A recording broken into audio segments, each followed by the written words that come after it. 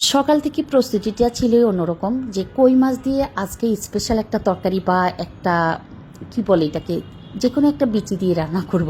তো সেক্ষেত্রে সকালবেলা থেকে ডিসিশন নিয়েছি আজকে কই মাছ রান্না করব, যেহেতু তো কই মাছটাকে আনার পরেই কই মাছ ধুয়ে পরিষ্কার করে লবণ আর মরিচ দিয়ে হালকা ভেজে নেওয়া। তো আসলে এই মাছটা কি একটু ভেজে রান্না করলে ভালো হয়। অনেকেই প্রশ্ন করেন, আপু আপনি মাছ ভাজেন না কেন? সব মাছ ভাজি না, এটা সত্য, বাট যেগুলো ভাজতে হয় ওগুলা থেকে অবহেলা করি না। ওই মাছগুলোকে মাস্ট ভেজে তারপরে রান্নার জন্য রেডি করি।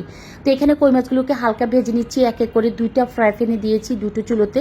আর এখানে মশলা কষিয়ে নিলাম। মশলাটা কষানোর ব্যাপারে আমি একটু অ্যালার্ট ছিলাম, কারণ যে কোনো রান্নার ক্ষেত্রে মশলা কষানোটা যদি পারফেক্ট হয়, সেটা যে কোনো রান্নার ক্ষেত্রে দেখবেন যে আপনার রান্নাটা মজাদার বা স্বাদের হয়। তো এখানে সিমির বিচি দিয়ে আর কই মাছ দিয়ে রান্না করব। তো মশলার মধ্যে প্রথমে মাছ দিয়ে ভুল করে আবার মাছটা উঠিয়ে ফেলে তারপরে সিমির বিচি দিলাম। সিমির বিচিটা সিদ্ধ হয়ে যাওয়ার পরে মাছটা দিয়ে টমেটো দিয়ে কাঁচামরিচ দিয়ে ধনিয়া পাতা দিলাম।